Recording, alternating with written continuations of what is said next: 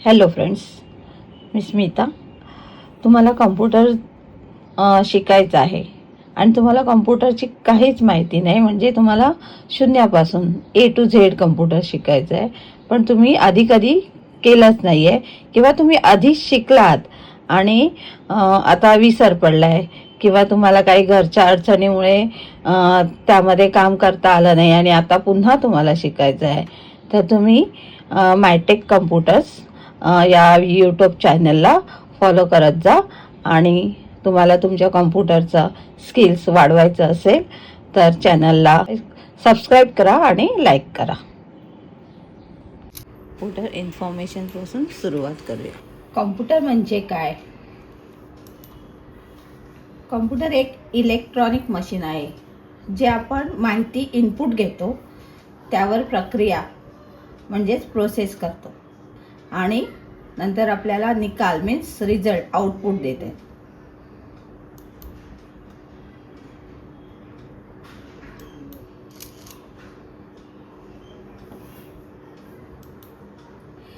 कम्प्युटरची मुख्य कामे काय?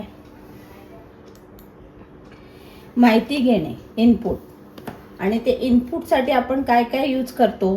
Keyboard, mouse, scanner, microphone. कम्प्युटरची मुख्य कामे आपण आता बघूया काय काय आहेत. फर्स्ट, माहिती प्रक्रिया करणे म्हणजे processing. CPU, central processing unit, माहितीवर विचार करतो. माहिती साठवण्याचं काम स्टोरेज कशामध्ये होतं? Hard disk, SSD, pen drive.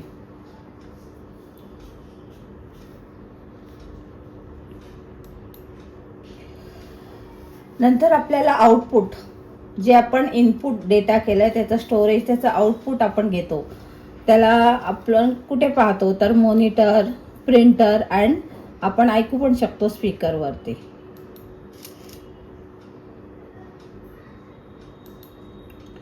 कम्प्युटरचे मुख्य भाग काय आहेत? Hardware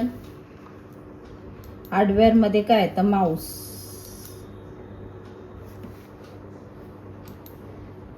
keyboard, monitor, CPU, cabinet.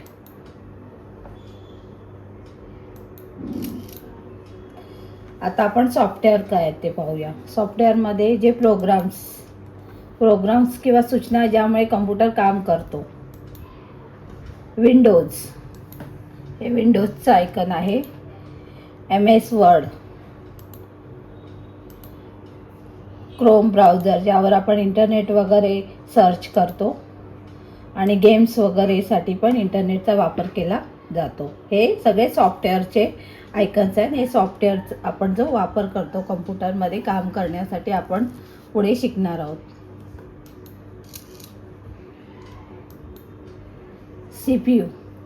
सीपीयूचं काम काय आहे? सीपीयू म्हणजे काय? सीपीयू हा कम्प्युटरचा मेंदू आहे, ब्रेन आहे कम्प्युटरचा. तो 3 भागांनी बनलेला असतो. सीयू म्हणजे कंट्रोल युनिट, सर्व कामांचे नियंत्रण करते. ALU म्हणजे अरिथमेटिक लॉजिकल युनिट, बेरीज, वजाबाकी, कंपॅरिझन, तुलना वगैरे यासाठी त्याचा वापर केला जातो. रजिस्टर मेमरी, तात्पुरती माहिती सुद्धा साठवली जाते. आता मेमरीचे प्रकार पाहूया आणि त्याचे उपयोग. प्रकार अँड उपयोग. मेमरीचे प्रकार. रॅम म्हणजे रॅन्डम ॲक्सेस मेमरी, तात्पुरती मेमरी. कम्प्युटर बंद झाला की तो डेटा लगेच जातो, बंद होतो, म्हणजे तात्पुरता आहे. रोम, रीड ओनली मेमरी, ही कायमची मेमरी आहे. अँड हार्ड डिस्क, SSD, ज्यामध्ये आपण फाईल्स, डेटा वगैरे डेटा सेव्ह केला जातो.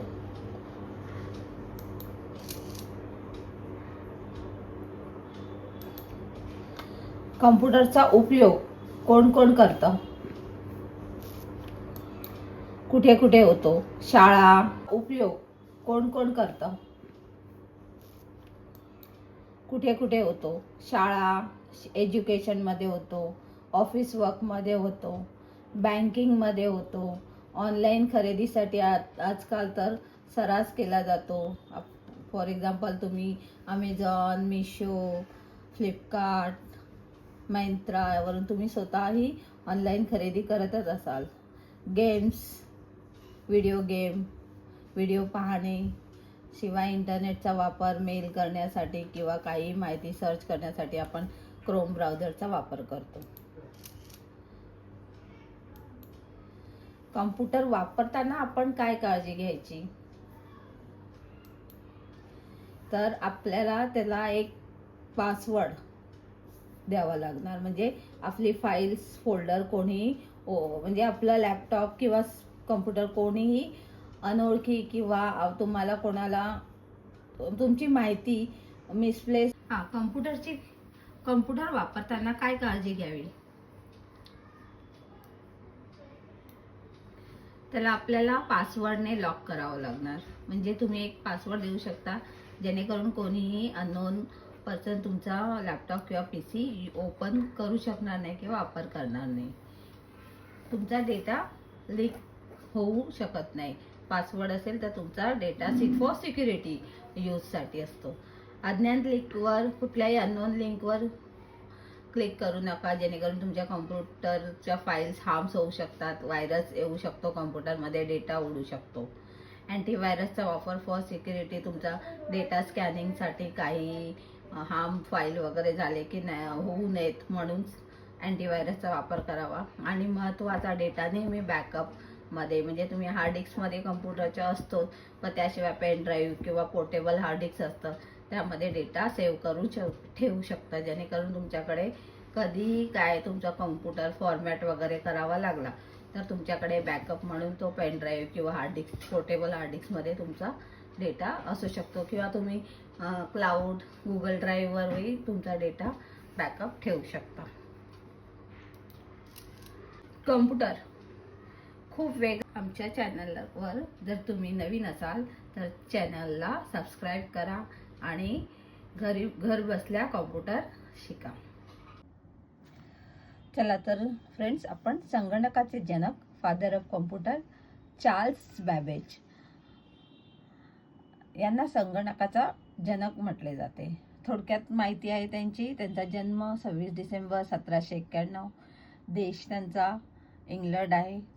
त्यांनी ॲनालिटिकल इंजिन ही संकल्पना मांडली होती आणि ही संकल्पना आजच्या आधुनिक संगणकाचा पाया मानली जाते. आणि आता पुढे आपण फर्स्ट जनरेशन टू टिल, आतापर्यंत आपण फर्स्ट जनरेशन कॉम्प्युटर म्हणजे पहिली पिढी, त्यांचा कालावधी आहे 1940 to 1956, 1940 ते 1956. तंत्रज्ञान म्हणून त्याचा व्हॅक्यूम ट्यूब म्हणून होता.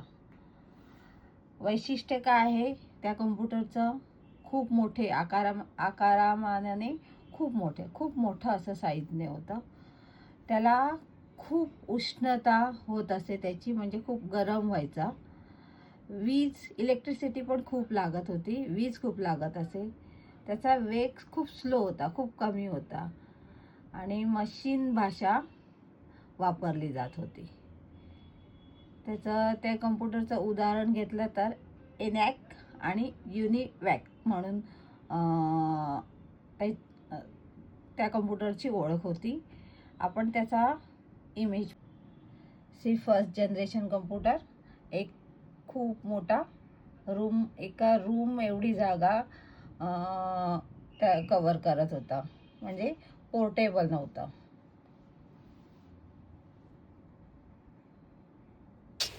सेकंड जनरेशन कॉम्प्युटर कालावधी 1956 to 1965. टेक्नॉलॉजी आहे ट्रान्झिस्टर आणि ते आकाराने थोडं लहान झालं, वीज कमी लागत होती.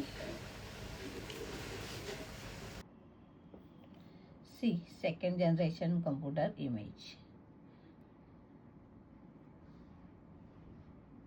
सेकंड जनरेशन कम्प्युटर, दुसऱ्या पिढीतील कम्प्युटर.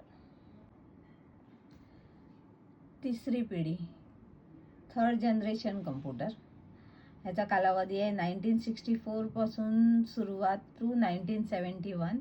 त्याच्यासाठी टेक्नॉलॉजी तंत्रज्ञान आहे इंटिग्रेटेड सर्किट IC. त्याची वैशिष्ट्ये म्हणजे आणखीन लहान त्याचा आकार झाला. सेकंडपेक्षा थर्ड जनरेशनमध्ये आणखीन थोडा लहान आकाराने झाला. वेग वाढला.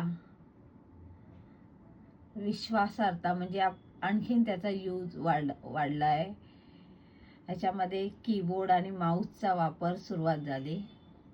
ऑपरेटिंग सिस्टम वापरले जाऊ लागले. उदाहरणार्थ IBM system 360. Third generation computer 1964 to 71. The rise of integrated circuit. Fourth generation चौथी पिढी, कालावधी आहे 1971 टू till आत्तापर्यंत आपण जे वापरतोय त्याचं टेक्नॉलॉजी तंत्रज्ञान आहे मायक्रो प्रोसेसर.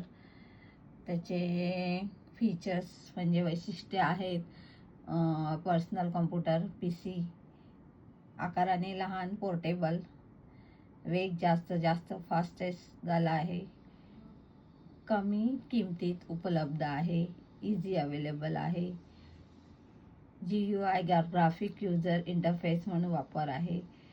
त्याचं एक्झाम्पल्स घेतलं तर IBM PC, Apple. Fourth generation computer, IBM laptop. Fifth generation पाचवी पिढी, जे आता सध्या वर्तमान आणि पुढे ही त्याचा वापर केला जाईल. त्याचं टेक्नॉलॉजी आहे आर्टिफिशियल इंटेलिजन्स AI, म्हणून आता सध्या सगळेजण AI म्हणतात ना ते. त्याचं फीचर्स आहेत artificial intelligence, machine learning, voice recognisation, natural language processing, आपल्यासारखी भाषा समजतं, सुपर फास्ट प्रोसेसिंग. एक्झाम्पल घ्यायचं झालं तर उदाहरण AI system, robots, smart assistance.